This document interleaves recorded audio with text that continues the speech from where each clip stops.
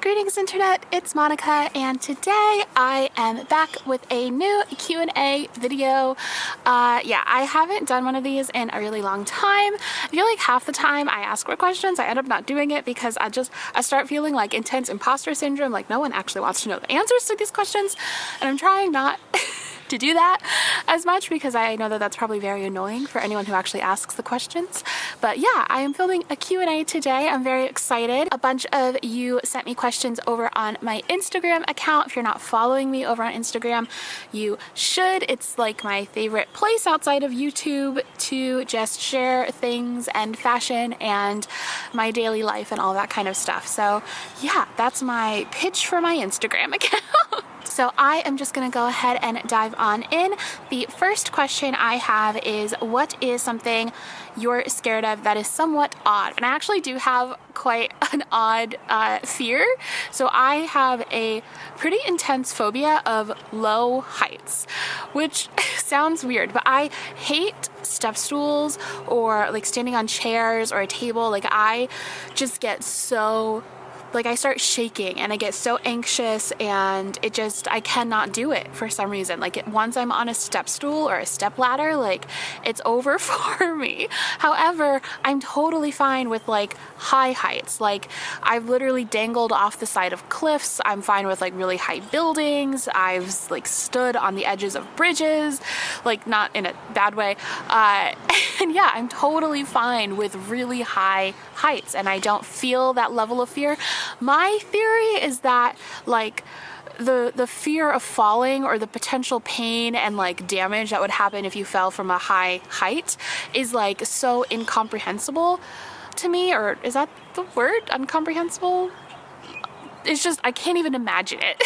Basically, I can't imagine what it would be like to fall from a really high height, but I can imagine what it would feel like to fall from a low height. I know that pain, and so I think my body just is more afraid of that. Yeah, that's the best reason I can come up with, but I am terrified of low heights. What's your favorite song off Map of the Soul 7? It might be Ego, because you guys know I am a Hobie girl, but other than Ego, and I'm specifically doing the new songs, not the ones that were on Persona, it might be Ugh, because I love the rap line, so I love that one, and 0 O'Clock. 0 O'Clock makes me cry, so I do love 0 O'Clock. I love them all though, they're all so good.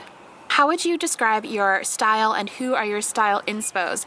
I wish I wish I could define what I view as my style or my aesthetic or whatever, and I definitely don't have a definition of that.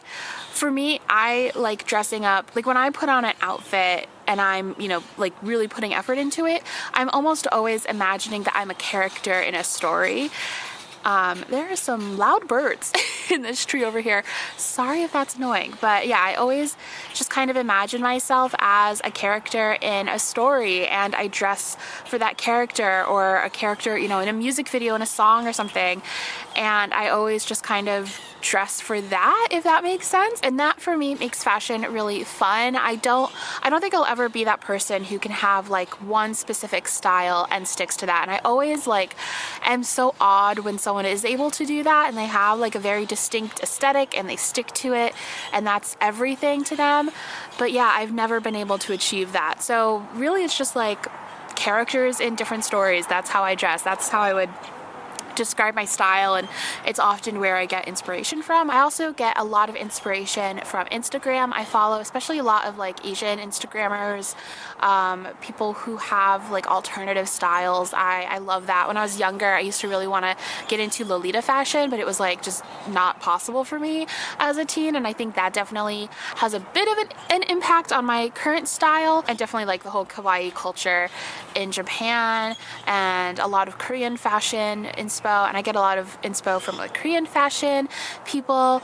So yeah, I don't know, I get fashion from a lot of places, but definitely Instagram is probably the #1 place that I get inspo from. How's your island? I assume this is about Animal Crossing. My island is currently a disaster. I actually haven't played for the past couple of days.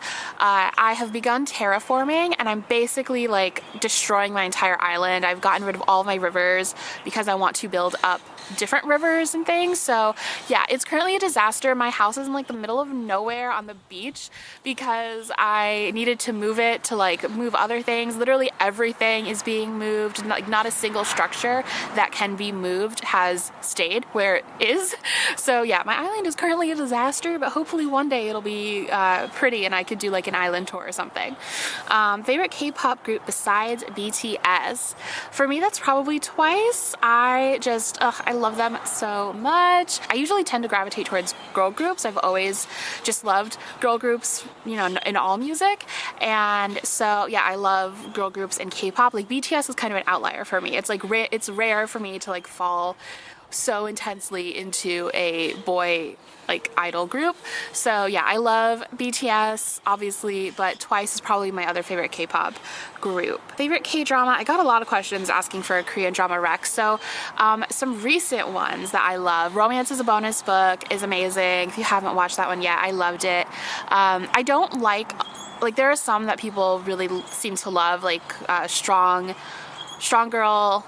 I forget the full title, but that one I did not like, or Weightlifting Fairy, I also didn't like that one. I don't really like the sillier ones, but I loved Romance is a Bonus Book. Hello My 20s is like my all-time favorite, or one of my all-time favorites. I'm just starting Crash Landing Into You, and it's so good so far, and I've heard amazing things about it. Cinderella and the Four Knights is great if you want something like cutesy. Also, the main actress is from the film Parasite, so she's great. So yeah, lots of Korean dramas. So yeah, I'm also currently rewatching Goblin, which has been amazing. Any advice for new booktubers in 2020? Oh, what would be my advice if you were to join Booktube today? Oh God, I don't want to say be yourself because that's so obvious. Everyone says that. I would say my advice would be to read whatever you want to read and don't feel pressure to read things because you think they'll get you more views or because other people are reading them. For me, at least, when I find new people that I subscribe to and love following, it's almost always because they're reading something different, you know, something that I've never heard of or wouldn't have had exposure to. And so yeah, I would say just read whatever you want to read and you know, don't worry about what everyone else is doing, I guess. What are your career aspirations? Ooh, tough one. So I work in marketing, and I feel like the sort of trajectory for marketing is eventually you want to be a CMO. I don't know if that's really what I want, honestly. I think for me, like honestly, if I were to say like what my dream is, it is to be an author and to be a published writer and to live that life and to also like teach on the side. Like that's the dream for me. Who knows when or if that'll happen for me, but that is definitely like the ultimate life dream. Maybe open a bookstore. Total goals. What are some of your favorite beauty and skincare products right now? I love Crave Beauty. Pretty much anything from Crave Beauty is amazing. Their matcha cleanser particularly is amazing though, and the Great Barrier Relief, especially if you have irritated skin, it's amazing. I need to do my skincare routine. I feel like it's been very requested and I keep like failing at it. Anyways, what's a piece of clothing you want but which would be a total splurge? There's two things. One is a Larika Matoshi dress. It's the one I feel like everyone on Instagram has. It's like pink and has like sequin strawberries all over it. It's amazing. It's my dream dress. I cannot afford it, but it's a dream. And then the other one is from Dream Sister Jane, which is one of my favorite just fashion brands in general. And it's this really beautiful floral dress that they created, and I love it. I love everything from them because their stuff is just so dreamy and everything. Favorite Animal Crossing neighbor?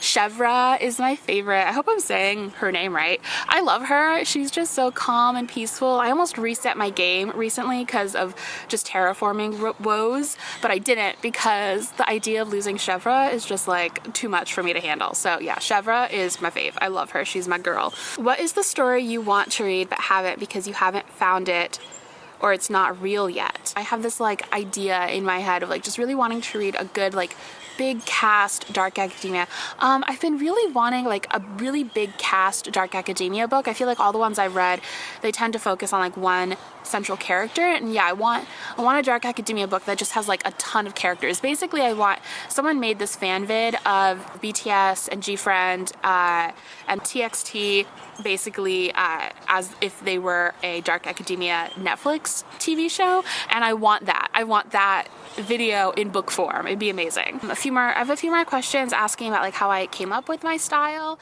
and stuff, and I would say I just like, I wear what my dream outfits have been. You know, like this right here is like an outfit that I probably really wished I had been able to wear back in like the early 2000s when it was a thing, but it just didn't exist for like anyone outside of a size large.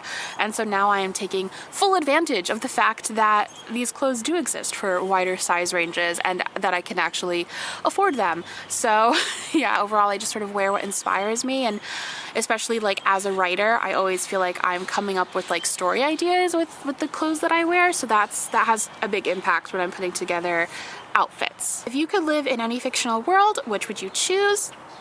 I think I'd probably I mean, obviously I'd choose Harry Potter, like the fictional world of Harry Potter, but only if I was a wizard. Yeah, that would suck if you got to live in like the world of Harry Potter but you weren't a wizard. So that would be the one that I'd choose. I know it's like such a basic B answer, but that's the answer. It's the only answer I have. Who's your favorite fictional character? Nikolai. Yeah, Nikolai from the Grisha verse, probably my favorite fictional character. Other than him, it'd probably be Emma from Jane Austen's Emma. I just love Emma. I've always loved her. She's always been my favorite Jane Austen heroine, and I love adaptations of Emma. I just adore her so much. How do you do your hair?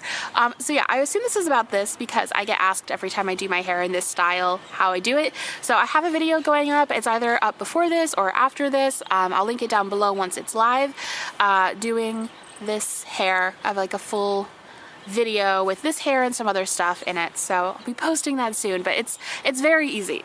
Which Ghibli film is your favorite? This is, again, such a basic answer, but it's probably Totoro or Howl's Moving Castle.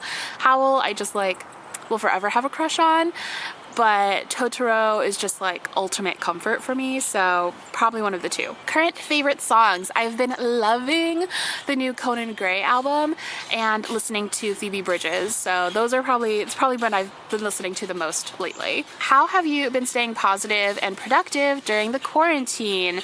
I haven't. I have good days and bad days. I feel like coming outside has been really helpful. Talking to friends, like making sure I'm FaceTiming friends and spending time with them in any way I can has been helpful. But yeah, I mean, I definitely have days where I feel rough and I'm sad. I think it's important to sort of let yourself feel sad if you're feeling sad and to not make yourself feel worse for feeling bad, you know? So I've been trying to keep that in mind and actually put that into practice. But yeah, I can't say that I've been particularly productive at all, especially, but I'm definitely not like constantly positive. I can't imagine anyone is. Do you think that Caucasian people have an advantage on Booktube?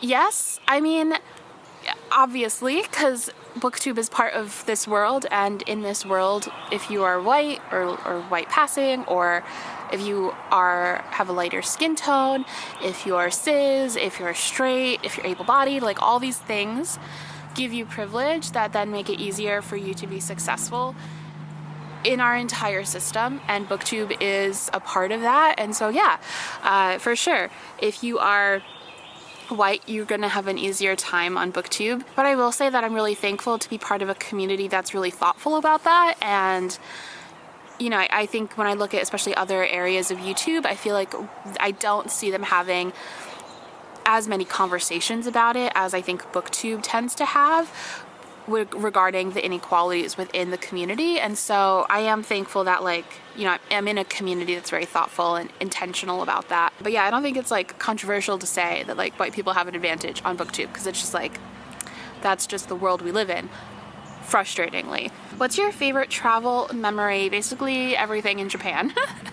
I just miss Japan so much. I I think my favorite memory is just like seeing the cherry blossoms there and walking around and just getting to experience all the things that I had dreamed of like for so long.